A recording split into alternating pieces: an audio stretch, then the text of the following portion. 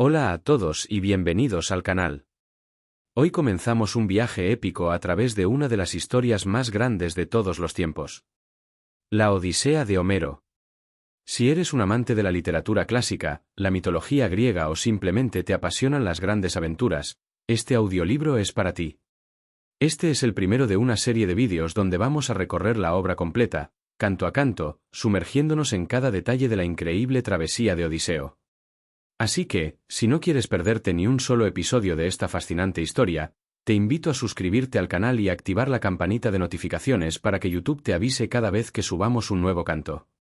En este canto 1 y canto 2 nos encontramos con un panorama desolador en Ítaca, la patria de Odiseo. Con el desaparecido y creído muerto, su palacio está invadido por ambiciosos pretendientes que buscan casarse con su esposa, la fiel Penélope, y devoran sus riquezas. Pero la esperanza no está perdida. Una intervención divina cambiará el rumbo de los acontecimientos y sembrará la semilla de un gran despertar. ¿Están listos para empezar? Homero. La Odisea. Versión directa y literal del griego. Canto primero. Concilio de los dioses. Exhortación de Minerva a Telemaco. Háblame, musa, de aquel varón de multiforme ingenio que, después de destruir la sacra ciudad de Troya, anduvo peregrinando larguísimo tiempo.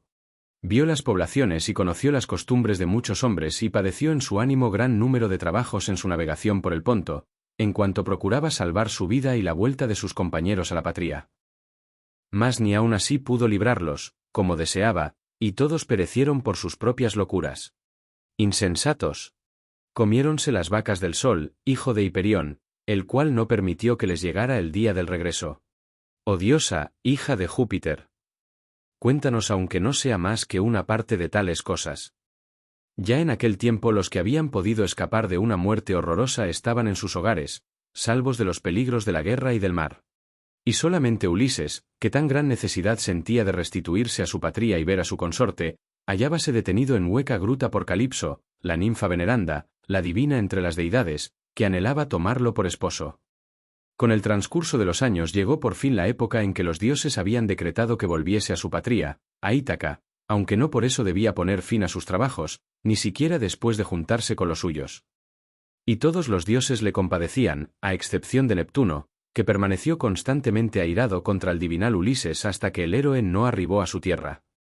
Mas entonces habíase ido Neptuno al lejano pueblo de los etíopes, los cuales son los postreros de los hombres y forman dos grupos, que habitan respectivamente hacia el ocaso y hacia el orto del sol, para asistir a una hecatombe de toros y de corderos. Mientras aquel se deleitaba presenciando el festín, congregaronse las otras deidades en el palacio de Júpiter olímpico. Y fue el primero en usar de la palabra el padre de los hombres y de los dioses, porque en su ánimo tenía presente al ilustre Egisto a quien matara el preclaro Orestes Agamemnónida. Acordándose de él, habló a los inmortales de esta manera. Oh dioses, ¿de qué modo culpan los mortales a los númenes? Dicen que las cosas malas les vienen de nosotros, y son ellos quienes se atraen con sus locuras infortunios no decretados por el destino.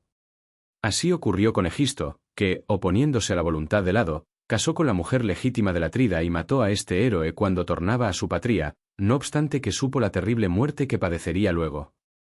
Nosotros mismos le habíamos enviado a Mercurio, el vigilante argicida, con el fin de advertirle que no matase a aquel, ni pretendiera a su esposa. Pues Orestes Atrida tenía que tomar venganza no bien llegara a la juventud y sintiese el deseo de volver a su tierra. Así se lo declaró Mercurio, mas no logró persuadirlo, con ser tan excelente el consejo, y ahora Egisto lo ha pagado todo junto. Respondióle Minerva, la deidad de los brillantes ojos. Padre nuestro Saturnio, el más excelso de los que imperan. Aquel yace en la tumba por haber padecido una muerte muy justificada. Y así perezca quien obre de semejante modo. Pero se me quiebra el corazón por el prudente y desgraciado Ulises, que, mucho tiempo ha, padece penas lejos de los suyos, en una isla azotada por las olas, en el centro del mar. Isla poblada de árboles, en la cual tiene su mansión una diosa, la hija del terrible Atlante, de aquel que conoce todas las profundidades del Ponto y sostiene las grandes columnas que separan la tierra y el cielo. La hija de este dios retiene al infortunado y afligido Ulises, no cejando en su propósito de embelesarle con tiernas y seductoras palabras para que olvide a Ítaca. Mas el héroe, que está deseoso de ver el humo de su país natal, ya de morir siente anhelos. ¿Y ha con acento ti, Júpiter olímpico, no se te conmueve el corazón? ¿No te era acepto Ulises, cuando sacrificaba junto a los bajeles de los argivos? ¿Por qué así te has airado contra él, oh Jove? Contestóle Júpiter, que amontona las nubes. Hija mía, ¿qué palabras se te escaparon del cerco de los dientes? ¿Cómo quieres que ponga en olvido al divinal Ulises, que por su inteligencia se señala sobre los demás mortales y siempre ofreció muchos sacrificios a los inmortales dioses que poseen el anchuroso cielo? Pero Neptuno, que ciñe la tierra, le guarda vivo y constante rencor porque cegó al cíclope, al deiforme Polifemo, que es el más fuerte de todos los cíclopes y nació de la ninfa Toosa, hija de Forcis que impera en el mar estéril, después que ésta se ayuntara con Neptuno en honda cueva. Desde entonces Neptuno, que sacude la tierra, si bien no se ha propuesto matar a Ulises, hace que vaya errante lejos de su patria. Mas, ea, tratemos de la vuelta del mismo y del modo como haya de llegar a su patria, y Neptuno depondrá la cólera, que no le fuera posible contender, solo y contra la voluntad de los dioses, con los inmortales todos.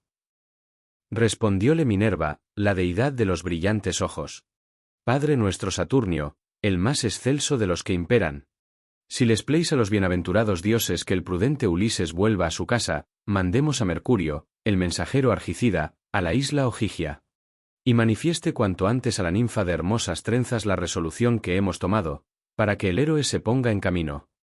Yo, en tanto, yéndome a Ítaca, instigaré vivamente a su hijo, y le infundiré valor en el pecho para que llame al ágora a los aqueos de larga cabellera y prohíba la entrada en el palacio a todos los pretendientes, que de continuo le degüellan muchísimas ovejas y flexípedes bueyes de retorcidos cuernos.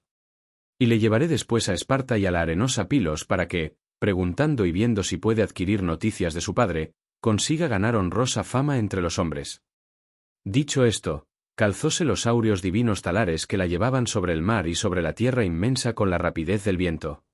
Y asió la lanza fornida, de punta de bronce, ponderosa, luenga, robusta, con que la hija del prepotente padre destruye filas enteras de héroes siempre que contra ellos monta en cólera.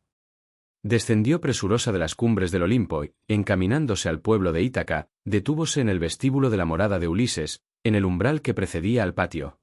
Minerva empuñaba la broncínea lanza y había tomado la figura de un extranjero, Dementes, rey de los Tafios. Halló a los soberbios pretendientes, que para recrear el ánimo jugaban a los dados ante la puerta de la casa, sentados sobre cueros de bueyes que ellos mismos mataran. Varios heraldos y diligentes servidores mezclábanle vino y agua en las crateras. Y otros limpiaban las mesas con esponjas de muchos ojos, colocábanlas en su sitio, y trinchaban carne en abundancia. Fue el primero en advertir la presencia de la diosa el deiforme Telémaco, pues se hallaba en medio de los pretendientes, con el corazón apesadumbrado, y tenía el pensamiento fijo en su valeroso padre por sí, volviendo, dispersase a aquellos y recuperara la dignidad real y el dominio de sus riquezas. Tales cosas meditaba, sentado con los pretendientes, cuando vio a Minerva. A la hora fuese derecho al vestíbulo, muy indignado en su corazón de que un huésped tuviese que esperar tanto tiempo en la puerta, asió por la mano a la diosa, tomóle la broncínea lanza y le dijo estas aladas palabras. Salve, huésped. Entre nosotros has de recibir amistoso acogimiento. Y después que hayas comido, nos dirás si necesitas algo. Hablando así, empezó a caminar y Palas Minerva le fue siguiendo. Ya en el interior del excelso palacio, Telémaco arrimó la lanza a una alta columna, metiéndola en la pulimentada lancera donde había muchas lanzas del paciente Ulises. Hizo sentar a la diosa en un sillón, después de tender en el suelo linda alfombra bordada y de colocar el escabel para los pies, y acercó para sí una labrada silla. Poniéndolo todo aparte de los pretendientes para que al huésped no le displaciera la comida, molestado por el tumulto de aquellos varones soberbios, y él, a su vez, pudiera interrogarle sobre su padre ausente. Una esclava les dio aguamanos, que traía en magnífico jarro de oro y vertió en fuente de plata, y les puso delante una pulimentada mesa. La veneranda despensera trájoles pan y dejó en la mesa buen número de manjares, obsequiándoles con los que tenía reservados. El trinchante sirvióles platos de carne de todas suertes y colocó a su vera áureas copas. Y un heraldo se acercaba a menudo para escanciarles vino. Ya en esto, entraron los orgullosos pretendientes. Apenas se hubieron sentado por orden en sillas y sillones, los heraldos diéronles aguamanos, las esclavas amontonaron el pan en los canastillos, los mancebos llenaron las crateras, y todos los comensales echaron mano a las viandas que les habían servido. Satisfechas las ganas de comer y de beber, ocupáronles el pensamiento otras cosas, el canto y el baile, que son los ornamentos del convite. Un heraldo puso la bellísima cítara en las manos de Femio, a quien obligaban a cantar ante los pretendientes. Y mientras Femio comenzaba al son de la cítara un hermoso canto, Telémaco dijo estas razones a Minerva, la de los brillantes ojos, después de aproximar su cabeza a la deidad para que los demás no se enteraran. Caro huésped, ¿te enojarás conmigo por lo que voy a decir? Estos solo se ocupan en cosas tales como la cítara y el canto, y nada les cuesta, pues devoran impunemente la hacienda de otro, la de un varón cuyos blancos huesos se pudren en el continente por la acción de la lluvia o los revuelven las olas en el seno del mar. Si le vieran aportar a Ítaca, preferirían tener los pies ligeros a ser ricos de oro y de vestidos. Mas aquel ya murió, víctima de su aciago destino, y no hay que esperar en su tornada, aunque alguno de los hombres terrestres afirme que aún ha de volver, el día de su regreso no amanecerá jamás. Pero, Ea, habla y responde sinceramente. ¿Quién eres y de qué país procedes? ¿Dónde se hallan tu ciudad y tus padres? ¿En cuál embarcación llegaste? ¿Cómo los marineros te trajeron a Ítaca? ¿Quiénes se precian de ser? Pues no me figuro que hayas venido andando. Dime también la verdad de esto para que me entere. ¿Vienes ahora por vez primera, o has sido huésped de mi padre? Que son muchos los que conocen nuestra casa, porque Ulises acostumbraba visitar a los demás hombres. Respondióle Minerva, la deidad de los brillantes ojos, de todo esto voy a informarte circunstanciadamente. Me jacto de ser Mentes, hijo del belicoso Anquíalo, y de reinar sobre los tafios, amantes de manejar los remos. He llegado en mi galera, con mi gente, pues navego por el vinoso Ponto hacia unos hombres que hablan otro lenguaje, voy a Témesa para traer bronce, llevándoles luciente hierro. Anclé la embarcación cerca del campo, antes de llegar a la ciudad, en el puerto retro que está al pie del selvoso Nello. Nos cabe la honra de que ya nuestros progenitores se daban mutua hospitalidad desde muy antiguo, como se lo puedes preguntar al héroe Laertes. El cual, según me han dicho, ya no viene a la población, sino que mora en el campo, atorméntanle los pesares, y tiene una anciana esclava que le apareja la comida y le da de beber cuando se le cansan los miembros de arrastrarse por la fértil viña. Vine porque me aseguraron que tu padre estaba de vuelta en la población, mas sin duda lo impiden las deidades, poniendo obstáculos a su retorno. Que el divinal Ulises no desapareció aún de la fértil tierra, pues vive y está detenido en el vasto Ponto, en una isla que surge de entre las olas, desde que cayó en poder de hombres crueles y salvajes que lo retienen a su despecho. Voy ahora a predecir lo que ha de suceder, según los dioses me lo inspiran en el ánimo y yo creo que ha de verificarse porque no soy adivino ni hábil intérprete de sueños. Aquel no estará largo tiempo fuera de su patria, aunque lo sujeten férreos vínculos, antes hallará algún medio para volver, ya que es ingenioso en sumo grado. Mas, Ea, habla y dime con sinceridad si eres el hijo del propio Ulises. Es extraordinario tu parecido en la cabeza y en los bellos ojos con Ulises, y bien lo recuerdo, pues nos reuníamos a menudo antes de que se embarcara para Troya, a donde fueron los príncipes argivos en las cóncavas naos. Desde entonces ni yo le he visto, ni él a mí. Contestóle el prudente Telémaco, voy a hablarte, oh huésped, con gran sinceridad. Mi madre afirma que soy hijo de aquel, y no sé más, que nadie consiguió conocer por sí su propio linaje. Ojalá que fuera vástago de un hombre dichoso que envejeciese en su casa, rodeado de sus riquezas. Mas ahora dicen que desciendo, ya que me lo preguntas, del más infeliz de los mortales hombres. Replicóle Minerva, la deidad de los brillantes ojos. Los dioses no deben de haber dispuesto que tu linaje sea obscuro, cuando Penélope te ha parido cuál eres. Mas, Ea, habla y dime con franqueza. ¿Qué comida, qué reunión es esta, y qué necesidad tienes de darla? ¿Se celebra un convite o un casamiento? Que no nos hallamos evidentemente en un festín a escote. Paréceme que los que comen en el palacio con tal arrogancia ultrajan a alguien. Pues cualquier hombre sensato se indignaría al presenciar sus muchas torpezas. Contestóle el prudente Telémaco. Huésped, ya que tales cosas preguntas e inquieres, sabe que esta casa hubo de ser opulenta y respetada en cuanto aquel varón permaneció en el pueblo. Cambió después la voluntad de los dioses, quienes, maquinando males, han hecho de Ulises el más ignorado de todos los hombres. Que yo no me afligiera de tal suerte, si acabara la vida entre sus compañeros, en el país de Troya, o en brazos de sus amigos luego que terminó la guerra, pues entonces todos los aqueos le habrían erigido un túmulo y hubiese legado a su hijo una gloria inmensa. Ahora desapareció sin fama, arrebatado por las arpías, su muerte fue oculta e ignota, y tan solo me dejó pesares y llanto. Y no me lamento y gimo únicamente por él, que los dioses me han enviado otras funestas calamidades. Cuantos próceres mandan en las islas, en Duliquio, en Same y en la selvosa Zacinto, y cuantos imperan en la áspera Ítaca, todos pretenden a mi madre y arruinan nuestra casa. Mi madre ni rechaza las odiosas nupcias, ni sabe poner fin a tales cosas, y aquellos comen y agotan mi hacienda, y pronto acabarán conmigo mismo. Contestóle Minerva, muy indignada. Oh dioses, ¿qué falta no te hace el ausente Ulises, para que ponga las manos en los desvergonzados pretendientes? Si tornara y apareciera ante el portal de esta casa, con su yelmo, su escudo y sus 2 lanzas, como la primera vez que le vi en la mía, bebiendo y recreándose, cuando volvió de Éfira, del palacio de Hilomermérida, fue allá en su velera nave por un veneno mortal con que pudiese teñir las broncíneas flechas. Pero Hilo, temeroso de los empiternos dioses, no se lo proporcionó y entregóselo mi padre que le quería muchísimo. Sí, pues, mostrándose tal, se encontrara Ulises con los pretendientes, fuera corta la vida de estos y bien amarga sus nupcias.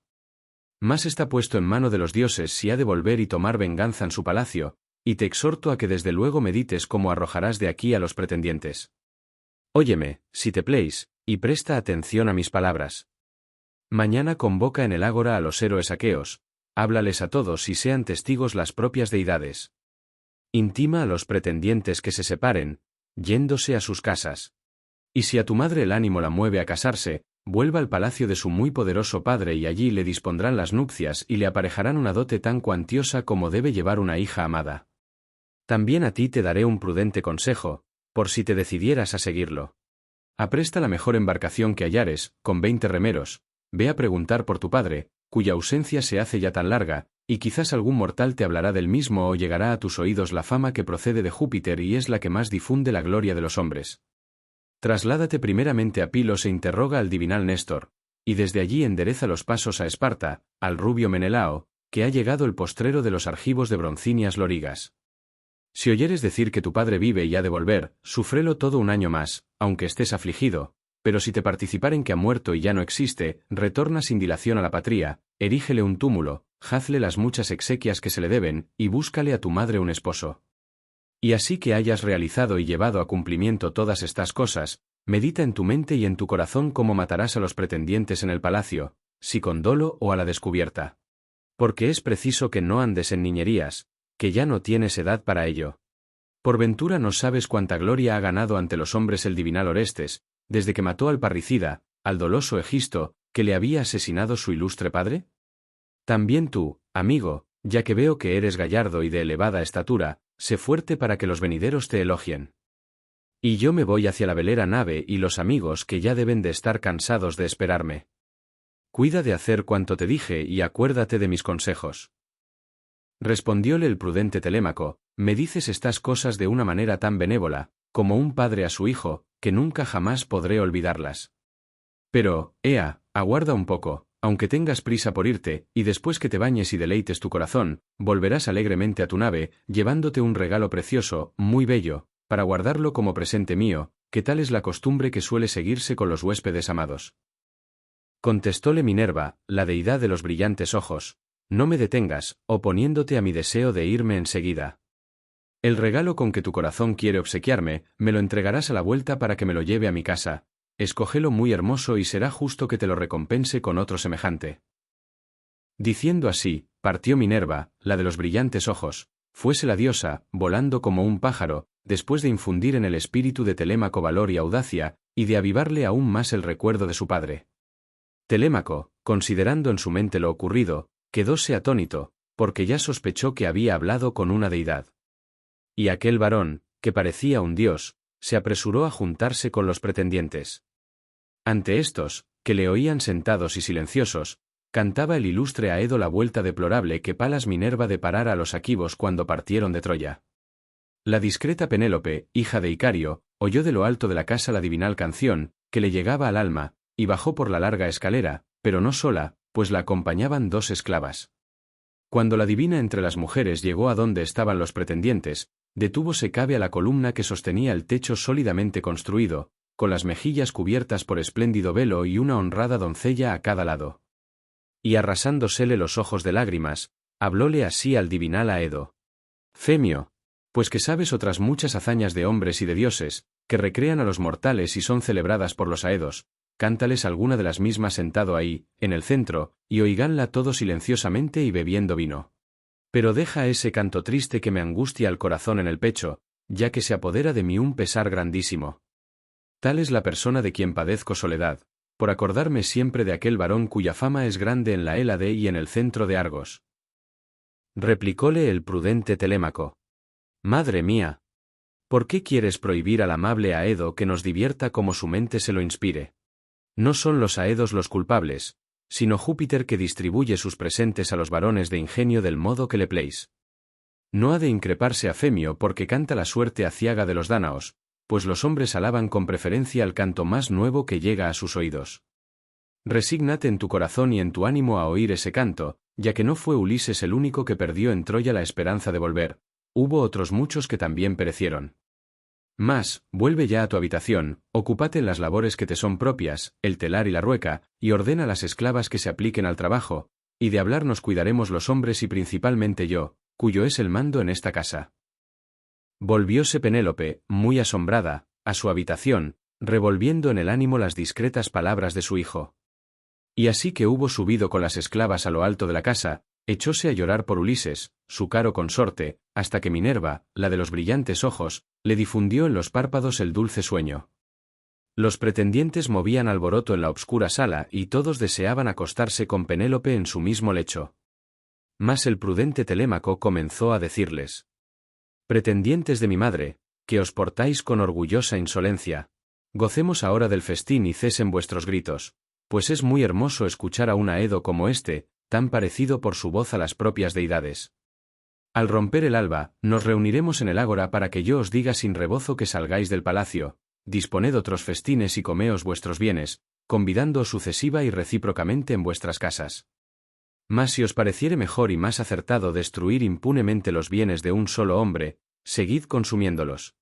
Que yo invocaré a los empiternos dioses, por si algún día nos concede Júpiter que vuestras obras sean castigadas, y quizás muráis en este palacio sin que nadie os vengue. Así dijo, y todos se mordieron los labios, admirándose de que Telémaco les hablase con tanta audacia. Pero Antínoo, hijo de Eupites, le repuso diciendo: Telémaco, son ciertamente los mismos dioses quienes te enseñan a ser grandílocuo y a arengar con audacia, mas no quiera el Saturnio que llegues a ser rey de Ítaca, rodeada por el mar, como te corresponde por el linaje de tu padre. Contestóle el prudente Telémaco: Antínoo, ¿te enfadarás acaso por lo que voy a decir? Es verdad que me gustaría serlo, si Júpiter me lo concediera. ¿Crees por ventura que el reinar sea la peor desgracia para los hombres? No es malo ser rey, porque la casa del mismo se enriquece pronto y su persona se ve más honrada. Pero muchos príncipes aquivos, entre jóvenes y ancianos, viven en Ítaca, rodeada por el mar, reine cualquiera de ellos, ya que murió el divinal Ulises, y yo seré señor de mi casa y de los esclavos que éste adquirió para mí como botín de guerra. Respondióle Eurímaco, hijo de Pólibo: Telémaco, está puesto en mano de los dioses cuál de los aqueos ha de ser el rey de Ítaca, rodeada por el mar. Pero tú sigue disfrutando de tus bienes, manda en tu palacio, y jamás, mientras Ítaca sea habitada, venga hombre alguno a despojarte de los mismos contra tu querer. Y ahora, óptimo Telémaco, deseo preguntarte por el huésped. ¿De dónde vino tal sujeto? ¿De qué tierra se gloría de ser? ¿En qué país se hallan su familia y su patria? ¿Te ha traído noticias de la vuelta de tu padre o ha llegado con el único propósito de cobrar alguna deuda? ¿Cómo se levantó y se fue tan rápidamente, sin aguardar a que le conociéramos? Dado su aspecto no debe de ser un miserable. Contestóle el prudente Telémaco: Eurímaco, ya se acabó la esperanza del regreso de mi padre, y no doy fe a las noticias, vengan de donde vinieren, ni me curo de las predicciones que haga un adivino a quien mi madre llame e interrogue en el palacio. Este huésped mío lo era ya de mi padre y viene de Tafos, se precia de ser Mentes, hijo del belicoso Anquíalo y reina sobre los Tafios, amantes de manejar los remos. Así habló Telémaco, aunque en su mente había reconocido a la diosa inmortal. Volvieron los pretendientes a solazarse con la danza y el deleitoso canto, y así esperaban que llegase la obscura noche. Sobrevino esta cuando aún se divertían, y entonces partieron y se acostaron en sus casas. Telémaco subió al elevado aposento que para él se había construido dentro del hermoso patio, en un lugar visible por todas partes, y se fue derecho a la cama, meditando en su espíritu muchas cosas. Acompañábale, con teas encendidas en la mano, Euríclea, hija de Abs Pisenórida, la de castos pensamientos. A la cual comprara Laertes en otra época, apenas llegada a la pubertad, por el precio de 20 bueyes, y en el palacio la honró como a una casta esposa, pero jamás se acostó con ella a fin de que su mujer no se irritase. Aquella, pues, alumbraba a Telémaco con teas encendidas, por ser la esclava que más le amaba y la que le había criado desde niño, y, en llegando, abrió la puerta de la habitación sólidamente construida. Telémaco se sentó en la cama, desnudóse la delicada túnica y diósela en las manos a la prudente anciana. La cual, después de componer los pliegues, la colgó de un clavo que había junto al torneado lecho, y de seguida salió de la estancia, entornó la puerta, tirando del anillo de plata, y echó el cerrojo por medio de una correa. Y Telémaco, bien cubierto de un vellón de oveja, pensó toda la noche en el viaje que Minerva le había aconsejado. Canto 2. Ágora de los itacenses. Partida de Telémaco. No bien se descubrió la hija de la mañana, la aurora de rosáceos dedos, el caro hijo de Ulises se levantó de la cama, vistióse, colgó del hombro la aguda espada, ató a sus nítidos pies hermosas sandalias, y semejante por su aspecto a una deidad, salió del cuarto. Enseguida mandó que los heraldos, de voz sonora, llamaran al ágora a los aqueos de larga cabellera. Hizóse el pregón y empezaron a reunirse muy prestamente. Y así que hubieron acudido y estuvieron congregados, Telémaco se fue al ágora con la broncínea lanza en la mano y 2 perros de ágiles pies que le seguían, adornándolo Minerva con tal gracia divinal que al verle llegar todo el pueblo le contemplaba con asombro, y se sentó en la silla de su padre pues le hicieron lugar los ancianos. Fue el primero en arengarles el héroe egipcio, que ya estaba encorvado de vejez y sabía muchísimas cosas. Un hijo suyo muy amado, el belicoso Antaifo, había ido a Ilión, la de hermosos corceles, en las cóncavas naves del divinal Ulises, y el feroz cíclope lo mató en la excavada gruta e hizo del mismo la última de aquellas cenas. Otros 3 tenía el anciano, uno, Eurínomo, hallábase con los pretendientes, y los demás cuidaban los campos de su padre, mas no por eso se había olvidado de Antaifo y por él lloraba y se afligía. Egiptio, pues, les arengó, derramando lágrimas, y les dijo de esta suerte: Oíd, itacenses, lo que os voy a decir. Ni una sola vez fue convocada nuestra ágora, ni en ella tuvimos sesión, desde que el divinal Ulises partió en las cóncavas naves. ¿Quién al presente nos reúne? ¿Es joven o anciano aquel a quien le apremia una necesidad tan grande? ¿Recibió alguna noticia de que el ejército vuelve y desea manifestarnos públicamente lo que supo antes que otros? ¿O quiere exponer y decir algo que interesa al pueblo? Paréceme que debe de ser un varón honrado y proficuo. Cúmplale Júpiter, llevándolo a feliz término, lo que en su espíritu revuelve. Así les habló. Holgóse del presagio el dilecto hijo de Ulises, que ya no permaneció mucho tiempo sentado, deseoso de arengarles, se levantó en medio del ágora y el heraldo Pisenor, que sabía dar prudentes consejos, le puso el cetro en la mano. Telémaco, dirigiéndose primeramente al viejo, se expresó de esta guisa: Oh anciano, no está lejos ese hombre y ahora sabrás que quien ha reunido el pueblo soy yo, que me hallo sumamente afligido. Ninguna noticia recibí de la vuelta del ejército, para que pueda manifestaros públicamente lo que haya sabido antes que otros, y tampoco quiero exponer ni decir cosa alguna que interese al pueblo. Trátase de un asunto particular mío, de la doble cuita que se entró por mi casa. La una es que perdí a mi excelente progenitor, el cual reinaba sobre vosotros con la suavidad de un padre. La otra, la actual, de más importancia todavía, pronto destruirá mi casa y acabará con toda mi hacienda. Los pretendientes de mi madre, hijos queridos de los varones más señalados de este país, la asedian a pesar suyo y no se atreven a encaminarse a la casa de Icario, su padre, para que la dote y la entregue al que él quiera y a ella le plazca.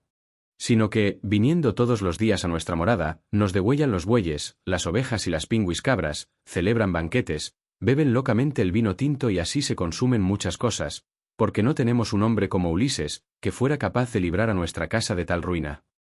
No me encuentro yo en disposición de realizarlo, sin duda he de ser débil y ha de faltarme el valor marcial, que ya arrojaría esta calamidad si tuviera bríos suficientes, porque se han cometido acciones intolerables y mi casa se pierde de la peor manera. Participad vosotros de mi indignación, sentid vergüenza ante los vecinos circunstantes y temed que os persiga la cólera de los dioses, irritados por las malas obras.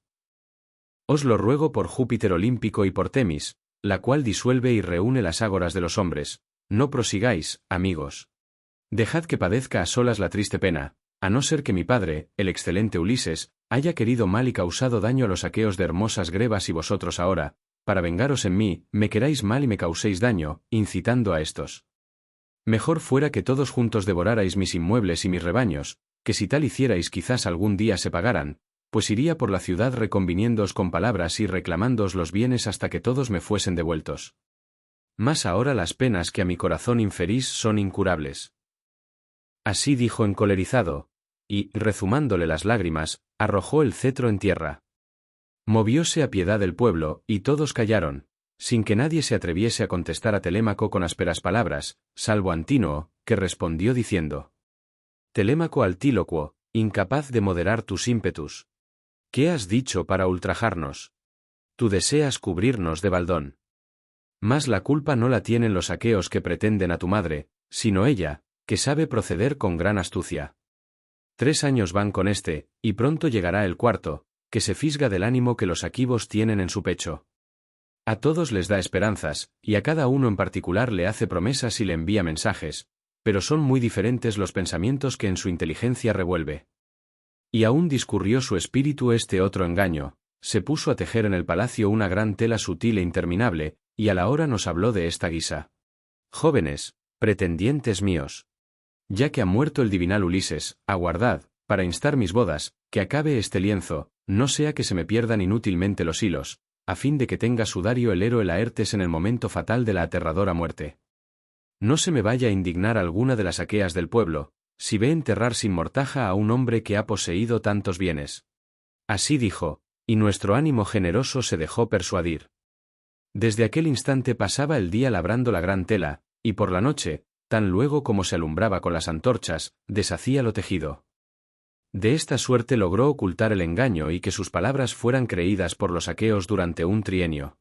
Mas, así que vino el 4.º año y volvieron a sucederse las estaciones, nos lo reveló una de las mujeres, que conocía muy bien lo que pasaba, y sorprendimos a Penélope destejiendo la espléndida tela. Así fue como, mal de su grado, se vio en la necesidad de acabarla. Oye, pues, lo que te responden los pretendientes, para que lo sepa tu espíritu y lo sepan también los aqueos todos. Haz que tu madre vuelva a su casa, y ordénale que tome por esposo a quien su padre le aconseje y a ella le plazca. Y si atormentare largo tiempo los aqueos, confiando las dotes que Minerva le otorgó en tal abundancia, ser diestra en labores primorosas, gozar de buen juicio, y valerse de astucias que jamás hemos oído decir que conocieran las anteriores Aquivas Tiro, Alcmena y Micene. La de hermosa diadema, pues ninguna concibió pensamientos semejantes a los de Penélope, no se habrá decidido por lo más conveniente, ya que tus bienes y riquezas serán devorados mientras siga con el propósito que los dioses le infundieron en el pecho. Ella ganará ciertamente mucha fama, pero a ti te quedará tan solo la añoranza de los copiosos bienes que hayas poseído. Y nosotros ni tornaremos a nuestros negocios, ni nos llegaremos a otra parte, hasta que Penélope no se haya casado con alguno de los aqueos. Contestóle el prudente Telémaco: Antínoo, no es razón que eche de mi casa, contra su voluntad, a la que me dio el ser y me ha criado. Mi padre quizás esté vivo en otra tierra, quizás haya muerto, pero me será gravoso haber de restituir a Icario muchísimas cosas y voluntariamente le envío mi madre. Y entonces no solo padeceré infortunios a causa de la ausencia de mi padre, sino que los dioses me causarán otros. Pues mi madre, al salir de la casa, imprecará las odiosas furias, y caerá sobre mí la indignación de los hombres. Jamás, por consiguiente, daré yo semejante orden. Si os indigna el ánimo lo que ocurre, salid del palacio, disponed otros festines y comeos vuestros bienes, convidándoos sucesiva y recíprocamente en vuestras casas. Pero si os parece mejor y más acertado destruir impunemente los bienes de un solo hombre, seguid consumiéndolos. Que yo invocaré a los sempiternos dioses por si algún día nos concede Júpiter que vuestras obras sean castigadas, y quizás muráis en este palacio sin que nadie os vengue. Así habló Telémaco, y el longividente Júpiter le envió 2 águilas que echaron a volar desde la cumbre de un monte. Ambas volaban muy juntas, con las alas extendidas, y tan rápidas como el viento. Y al hallarse en medio de la ruidosa ágora, giraron velozmente, batiendo las tupidas alas, miráronles a todos a la cabeza como presagio de muerte, desgarraronse con las uñas la cabeza y el cuello, y se lanzaron hacia la derecha por cima de las casas y a través de la ciudad. Quedaronse todos los presentes muy admirados de ver con sus propios ojos las susodichas aves, y meditaban en su espíritu que fuera lo que tenía que suceder. Cuando el anciano héroe Aliterses Mastórida, el único que se señalaba sobre los de su edad en conocer los augurios y explicar las cosas fatales, les arengó con benevolencia diciendo: «Oíd, itacenses, lo que os voy a decir, aunque he de referirme de un modo especial a los pretendientes. Grande es el infortunio que a estos les amenaza, porque Ulises no estará mucho tiempo alejado de los suyos, sino que ya quizás se halla cerca y les apareja a todos la muerte y el destino. Y también les ha de venir daño a muchos de los que moran en Ítaca, que se ve de lejos. Antes de que así ocurra, pensemos cómo les haríamos cesar de sus demasías, o cesen espontáneamente, que fuera lo más provechoso para ellos mismos. Pues no lo vaticino sin saberlo, sino muy enterado, y os aseguro que al héroe se le ha cumplido todo lo que yo le declarara, cuando los argivos se embarcaron para Ilión y fuese con ellos el ingenioso Ulises. Díjele entonces que, después de pasar muchos males y de perder sus compañeros, tornaría a su patria en el 20º año sin que nadie le conociera, y ahora todo se va cumpliendo. Respondióle Eurímaco, hijo de Pólibo: «Oh anciano, vuelve a tu casa y adivínales a tus hijos lo que quieras, a fin de que en lo porvenir no padezcan ningún daño, mas en estas cosas sé yo vaticinar harto mejor que tú mismo. Muchas aves se mueven debajo de los rayos del sol, pero no todas son agoreras. Ulises murió lejos de nosotros, y tú debieras haber perecido con él, y así no dirías tantos vaticinios ni incitarías al irritado Telémaco, esperando que mande algún presente a tu casa. Lo que ahora voy a decir se cumplirá, si tú, que conoces muchas cosas antiquísimas, engañares con tus palabras a ese hombre más mozo y le incitares a que permanezca airado, primeramente será mayor su aflicción, pues no por las predicciones le será dable proceder de otra suerte. Y a ti, oh anciano, te impondremos una multa para que te duela el pagarla y te cause grave pesar. Yo mismo, delante de todos vosotros, daré a Telémaco un consejo: ordene a su madre que torne a la casa paterna y allí le dispondrán las nupcias y le aparejarán una dote tan cuantiosa como debe llevar una hija amada. No creo que hasta entonces desistamos los jóvenes aquivos de nuestra laboriosa pretensión, porque no tememos absolutamente a nadie, ni siquiera a Telémaco a pesar de su facundia, ni nos curamos de la vana profecía que nos haces y por la cual has de sernos aún más odioso. Sus bienes serán devorados de la peor manera, como hasta aquí, sin que jamás se le indemnice, en cuanto Penélope entretenga a los aqueos con diferir la boda. Y nosotros, esperando día tras día, competiremos unos con otros por sus eximias prendas y no nos dirigiremos a otras mujeres que nos pudieran convenir para casarnos. Contestóle el prudente Telémaco: Eurímaco y cuantos sois ilustres pretendientes, no os he de suplicar ni arengar más acerca de esto, porque ahora ya están enterados los dioses y los aqueos todos. Mas, ea, proporcionadme una embarcación muy velera y 20 compañeros que me abran camino acá y allá del Ponto. Iré a Esparta y a la arenosa Pilos a preguntar por el regreso de mi padre, cuya ausencia se hace ya tan larga, y quizás algún mortal me hablará del mismo o llegará a mis oídos la fama que procede de Júpiter y es la que más difunde la gloria de los hombres. Si oyere decir que mi padre vive y ha de volver, lo sufriré todo un año más, aunque estoy afligido. Pero si me participaren que ha muerto y ya no existe, retornaré sin dilación a la patria, le erigiré un túmulo, le haré las muchas exequias que se le deben, y a mi madre le buscaré un esposo. Cuando así hubo hablado, tomó asiento. Entonces levantóse Mentor, el amigo del preclaro Ulises.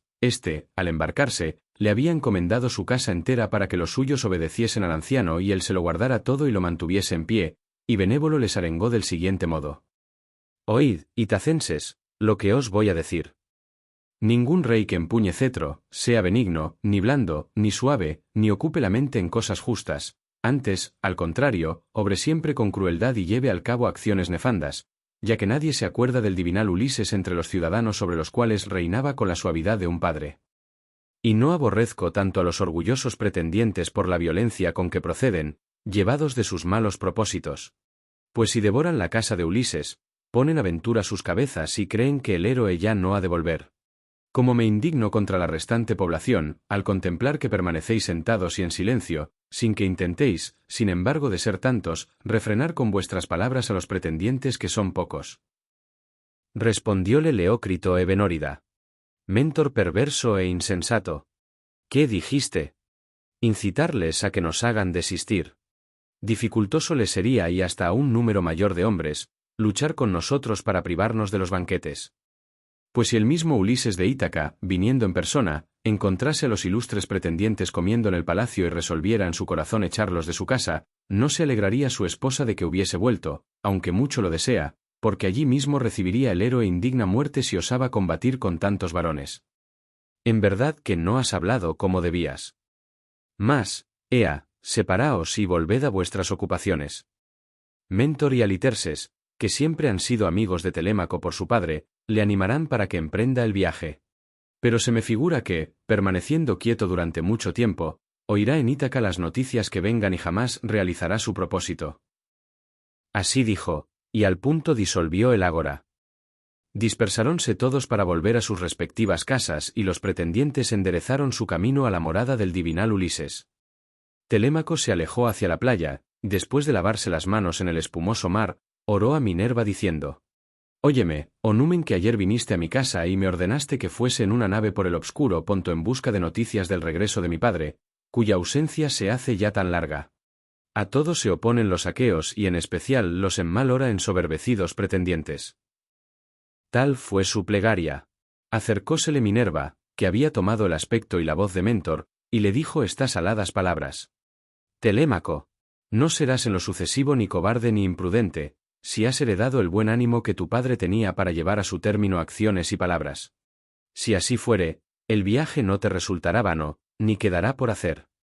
Mas, si no eres el hijo de aquel y de Penélope, no creo que llegues a realizar lo que anhelas. Contados son los hijos que se asemejan a sus padres, los más salen peores, y tan solamente algunos los aventajan. Pero tú, como no serás en lo futuro ni cobarde ni imprudente, ni te falta del todo la inteligencia de Ulises, puedes concebir la esperanza de dar fin a tales obras. No te preocupes, pues, por lo que resuelvan o mediten los insensatos pretendientes, que éstos ni tienen cordura ni practican la justicia, y no saben que se les acerca la muerte y el negro hado para que todos acaben en un mismo día. Ese viaje que deseas emprender no se diferirá largo tiempo. Soy tan amigo tuyo por tu padre, que aparejaré una velera nave y me iré contigo. Vuelve a tu casa, mézclate con los pretendientes y ordena que se dispongan provisiones en las oportunas vasijas, echando el vino en ánforas y la harina, que es la sustentación de los hombres, en fuertes pellejos. Y mientras tanto juntaré, recorriendo la población, a los que voluntariamente quieran acompañarte. Muchas naves hay, entre nuevas y viejas, en Ítaca, rodeada por el mar. Después de ojearlas, elegiré para ti la que sea mejor y luego que esté equipada la botaremos al anchuroso ponto. Así habló Minerva, hija de Júpiter, y Telémaco no demoró mucho tiempo después que hubo escuchado la voz de la deidad. Fuese a su casa con el corazón afligido, y halló a los soberbios pretendientes que desollaban cabras y asaban puercos cebones en el recinto del patio. Entonces Antínoe, riéndose, salió al encuentro de Telémaco, le tomó la mano y le dijo estas palabras. Telémaco altílocuo, incapaz de moderar tus ímpetus. No revuelvas en tu pecho malas acciones o palabras, y come y bebe conmigo como hasta aquí lo hiciste. Y los aqueos te prepararán todas aquellas cosas, una nave y remeros escogidos, para que muy pronto vayas a la divina Pilos en busca de nuevas de tu ilustre padre. Replicóle el prudente Telémaco. Antínoe, no es posible que yo permanezca callado entre vosotros, tan soberbios. Y coma y me regocije tranquilamente. ¿Acaso no basta que los pretendientes me hayáis destruido muchas y excelentes cosas, mientras fui muchacho? Ahora que soy hombre y sé lo que ocurre, escuchando lo que los demás dicen, y crece en mi pecho el ánimo, intentaré daros malas muertes, sea acudiendo a Pilos, sea aquí en esta población. Pasajero me iré, y no será infructuoso el viaje de que hablo, pues no tengo nave ni remadores, que sin duda os pareció más conveniente que así fuera. Dijo, y desasió su mano de la de Antínoe. Los pretendientes, que andaban preparando el banquete dentro de la casa, se mofaban de Telémaco y le zaherían con palabras. Y uno de aquellos jóvenes soberbios habló de esta manera. Sin duda piensa Telémaco cómo darnos muerte, traerá valedores de la arenosa Pilos o de Esparta. Tan vehemente es su deseo. O quizá se proponga ir a la fértil tierra de Éfira para llevarse drogas mortíferas y echarlas luego en la crátera, a fin de acabar con todos nosotros. Y otro de los jóvenes soberbios repuso acto continuo. ¿Quién sabe si, después de partir en el cóncavo bajel, morirá lejos de los suyos vagando como Ulises? Mayor fuera entonces nuestro trabajo, pues repartiríamos todos sus bienes y daríamos esta casa a su madre y a quien la desposara para que en común la poseyesen. Así decían. Telémaco bajó a la anchurosa y elevada cámara de su padre, donde había montones de oro y de bronce, vestiduras guardadas en arcas y gran copia de odorífero aceite. Allí estaban las tinajas del dulce vino añejo, repletas de bebida pura y divinal, y arrimadas ordenadamente a la pared, por si algún día volviere Ulises a su casa, después de haber padecido multitud de pesares.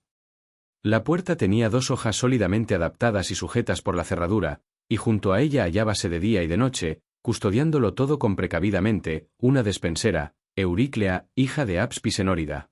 Entonces Telémaco la llamó a la estancia y le dijo: «Ama, vamos, ponme en ánforas dulce vino, el que sea más suave después del que guardas para aquel infeliz, esperando siempre que torne Ulises, de jovial linaje, por haberse librado de la muerte y del destino.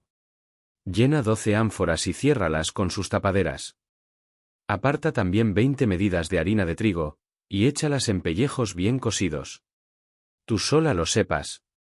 Esté todo aparejado y junto, pues vendré a tomarlo al anochecer, así que mi madre se vaya arriba a recogerse. Que quiero hacer un viaje a Esparta y a la arenosa Pilos, por si logro averiguar u oír algo del regreso de mi padre». Así habló. Echóse a llorar su ama Euríclea, y suspirando, díjole estas aladas palabras: «Hijo amado, ¿cómo te ha venido a las mientes tal propósito? ¿A dónde quieres ir por apartadas tierras, siendo unigénito y tan querido?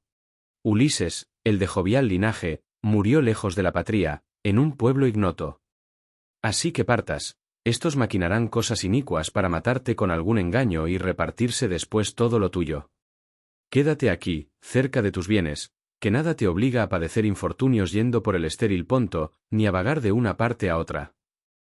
Contestóle el prudente Telémaco: «Tranquilízate, ama, que esta resolución no se ha tomado sin que un dios lo quiera. Pero júrame que nada dirás a mi madre hasta que transcurran 11 o 12 días, o hasta que la aqueje el deseo de verme u oiga decir que he partido, para evitar que llore y dañe así su hermoso cuerpo». Tal dijo, y la anciana prestó el solemne juramento de los dioses. En acabando de jurar, ella, sin perder un instante, envasó el vino en ánforas y echó la harina en pellejos bien cocidos, y Telémaco volvió a subir y se juntó con los pretendientes. Entonces Minerva, la deidad de los brillantes ojos, ordenó otra cosa. Tomó la figura de Telémaco, recorrió la ciudad, habló con distintos varones y les encargó que al anochecer se reunieran junto al barco.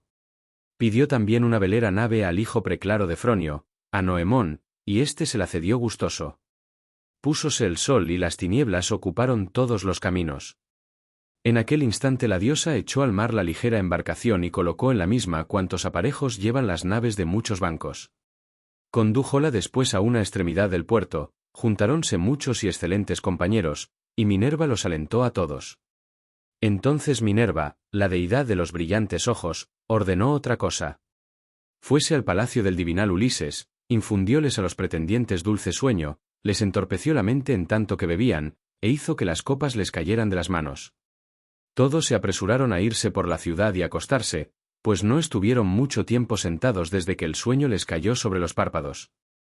Y Minerva, la de los brillantes ojos, que había tomado la figura y la voz de Mentor, dijo a Telémaco después de llamarle afuera del cómodo palacio: «Telémaco, tus compañeros, de hermosas grebas, ya se han sentado en los bancos para remar, y solo esperan tus órdenes. Vámonos y no tardemos en comenzar el viaje». Cuando así hubo hablado, Palas Minerva echó a andar aceleradamente, y Telémaco fue siguiendo las pisadas de la diosa. Llegaron a la nave y al mar, y hallaron en la orilla a los compañeros de larga cabellera. Y el esforzado y divinal Telémaco les habló diciendo: «Venid, amigos, y traigamos los víveres, que ya están dispuestos y apartados en el palacio. Mi madre nada sabe, ni las criadas tampoco, a excepción de una, que es la única persona a quien se lo he dicho. Cuando así hubo hablado, se puso en camino y los demás le siguieron. Enseguida se lo llevaron todo y lo cargaron en la nave de muchos bancos, como el amado hijo de Ulises lo ordenara. Acto continuo embarcóse Telémaco, precedido por Minerva, que tomó asiento en la popa y él a su lado, mientras los compañeros quitaban las amarras y se acomodaban en los bancos. Minerva, la de los brillantes ojos, envióles próspero viento, el fuerte céfiro, que resonaba por el vinoso Ponto. Telémaco exhortó a sus compañeros, mandándoles que aparejasen la jarcia, y su amonestación fue atendida. Izaron el mástil de abeto, lo metieron en el travesaño, lo ataron con sogas, y al instante descogieron la blanca vela con correas bien torcidas. Hinchió el viento la vela, y las purpúreas olas resonaban en torno de la quilla mientras la nave corría siguiendo su rumbo. Así que hubieron atado los aparejos a la veloz nave negra, levantaron cráteras rebosantes de vino e hicieron libaciones a los empiternos inmortales dioses y especialmente a la hija de Júpiter, la de los brillantes ojos. Y la nave continuó su rumbo toda la noche y la siguiente aurora. Y así concluimos los 2 primeros cantos de la Odisea. Hemos sido testigos de la desesperación de Telémaco ante la situación de su hogar, pero también de la poderosa intervención de Atenea, que, disfrazada de Mentes, le ha infundido el valor necesario para empezar a tomar las riendas de su destino. Telémaco ha dado sus primeros pasos, cruciales, hacia la búsqueda de su padre y la recuperación de su reino. En el canto 2, vimos cómo Telémaco convocó una asamblea, el Ágora, para enfrentarse públicamente a los pretendientes y anunciar su intención de partir en busca de noticias de Odiseo.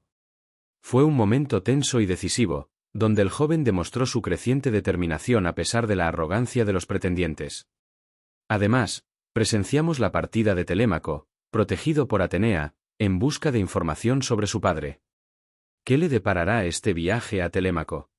¿Qué peligros y desafíos encontrará en su búsqueda de Odiseo? ¿Cómo reaccionarán los pretendientes ante su ausencia? No te lo pierdas. Si te ha gustado esta introducción a la Odisea, por favor, déjame un me gusta y suscríbete al canal si aún no lo has hecho. Tu apoyo nos ayuda a seguir compartiendo estas historias épicas. Y, por supuesto, déjame un comentario contándome qué te parecieron estos 2 primeros cantos y qué expectativas tienes para los próximos. Nos vemos en el próximo vídeo con el canto 3 y 4.